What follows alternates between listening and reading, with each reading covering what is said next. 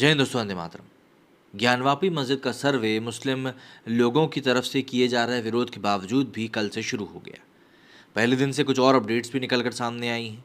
इन सभी अपडेट्स के बीच में कई लोगों का जो विरोध है वो भी देखने को मिल रहा है। और सीधी सी बात है, ये विरोध कोई छोटा मोटा तो है नहीं, काफ़ी बड़ा ही विरोध है। लेकिन समझने वाली बात यह है कि क्या ज्ञानवापी को भी एक समय के बाद में चुनावी मुद्दे के रूप में बदल दिया जाएगा? क्योंकि इस बार जो चीज़ें हैं वो बहुत ही स्ट्रक्चर्ड तरीके से आगे बढ़ रही हैं।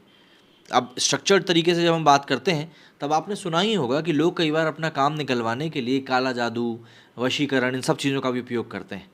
और देखिए, एक युवा होने के नाते हम भले ही इन चीज़ों के ऊपर इतना ज़्यादा भरोसा ना करें, लेकिन जानना तो फिर भी ज़रूरी है। तो ऐसे में हम लोगों ने यही पॉडकास्ट किया है वशीकरण, काला जादू और टैरो कार्ड रीडिंग, एस्ट्रोलॉजी, इन सभी चीज़ों के ऊपर। अगर आप इनमें बिल्कुल भी दिलचस्पी रखते हैं तो आप बिल्कुल डिस्क्रिप्शन में जाकर उस लिंक पे ऊपर क्लिक कर सकते हैं, वहाँ से आप सीधे वीडियो पहुँच जाएंगे। और साथ साथ ऊपर दिए गए आई बटन में भी आपको इसके ऊपर दिया हुआ लिंक मिल जाएगा। जाके उस पॉडकास्ट को देखें और पसंद आता तो चैनल को सब्सक्राइब ज़रूर करें। अब अगर हम बात करें वाराणसी की, तो वाराणसी की ज्ञानवापी मस्जिद में शनिवार को एएसआई का तीसरे दिन का सर्वे शुरू हो गया। इस बार सर्वे में मुस्लिम पक्ष शामिल हुआ। शुक्रवार को हुए सर्वे मुस्लिम पक्ष से कोई भी सदस्य शामिल नहीं हुआ था। अंजुमन इत्जामिया मसाजिद कमेटी के जॉइंट सेक्रेटरी मोहम्मद यासीन ने बताया कि हम कानूनी प्रक्रिया का इंतजार कर रहे थे। अब जब सुप्रीम कोर्ट ने सर्वे पर रोक लगाने से इनकार कर दिया है तो हम एएसआई सर्वे में पूरा सहयोग करेंगे।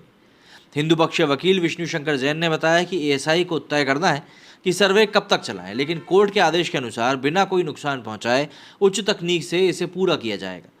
उन्होंने बताया कि आज डिटेल मेथड के जरिए काम किया जाएगा, जो कि आगे के सर्वे का रूप तय करेगा। एएसआई ने शुक्रवार को ज्ञानवापी परिसर के चारों ओर बाहरी हिस्सों की वीडियोग्राफी और फोटोग्राफी करी थी। ये सर्वे करीब 7 घंटे तक चला था। इस दौरान सर्वे में एएसआई ने ज्ञानवापी की दीवारों, गुंबद और खंभों पर बने अलग अलग चिन्हों को रिकॉर्ड किया था। त्रिशूल, स्वास्तिक, घंटी, फूल जैसी आकृतियों की फोटोग्राफी और वीडियोग्राफी भी कराई गई। हर एक आकृति की निर्माण शैली, उसकी प्राचीनता आदि की जानकारी भी दर्ज करी गई। एएसआई की टीम में 37 लोग मौजूद थे। इसके अलावा आईआईटी कानपुर के 4 एक्सपर्ट्स भी टीम में शामिल थे। इन लोगों को 4 टीमों में बांटकर सर्वे शुरू किया गया। ज्ञानवापी परिसर के चारों कोनों पर डायल टेस्ट इंडिकेटर लगाए गए। डेप्थ माइक्रोमीटर से परिसर के अलग अलग हिस्सों की गहराई और ऊंचाई मापी गई। और अगर आज से बात करें तो मुस्लिम पक्ष के कब्जे वाला तहखाना भी खुलेगा, क्योंकि इसकी चाबी मुस्लिम पक्ष के पास है। तहखानों में गंदगी और मलबे का ढेर होने की वजह से अभी लंबाई चौड़ाई मापने का काम शुरू नहीं हो पाया, इसलिए पहले नगर निगम सबसे पहले तहखाने की सफाई करेगी। एएसआई अब जीपीआर यानी कि ग्राउंड पेनिट्रेटिंग रडार तकनीक से ज़मीन के भीतर का सर्वे करेगी। हालांकि इसके पहुंचने में थोड़ा वक्त लग जाएगा और माना जा रहा है कि 2 से 3 दिन में ये रडार ज्ञानवापी पहुंच जाएगा।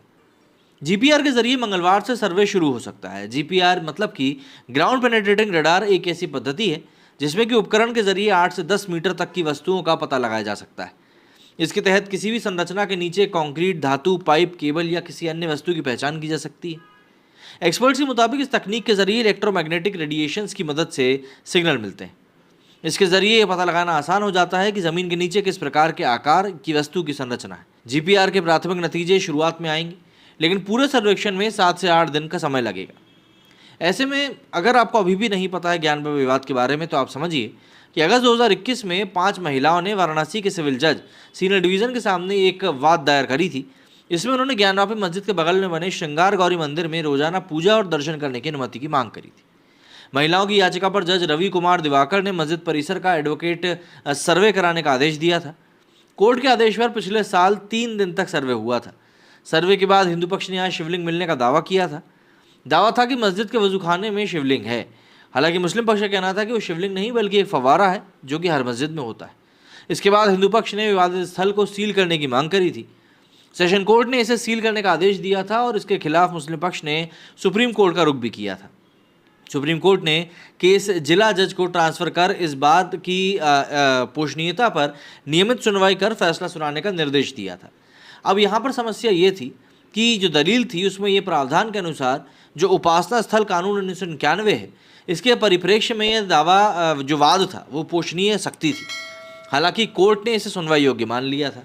इसके बाद 5 वादी महिलाओं में से 4 ने इसी साल मई में एक प्रार्थना पत्र दायर किया था। इसमें प्रार्थना करी गई थी कि ज्ञानवापी मस्जिद के विवादित हिस्से को छोड़कर पूरे परिसर का एएसआई सर्वे कराया जाए। इसी पर जिला जज ए के विश्वेश ने अपना फैसला सुनाते हुए एएसआई सर्वे का निर्देश दिया था। इस फैसले को हाईकोर्ट, सुप्रीम कोर्ट में चुनौती दी गई। कोर्ट ने आदेश को सही ठहराया, सर्वे के आदेश को, और इसी के बाद सर्वे एक बार फिर से शुरू हुआ है। हालांकि ये मामला तो 100 साल से भी ज़्यादा पुराना है, लेकिन पिछले करीब 4 एक साल में ये मामला एक बार फिर से बहुत ज्वलनशीलता के साथ उठकर सभी के सामने आया है। मेरे स्टूडियो फिलहाल इतना ही। जय हिंद, जय भारत।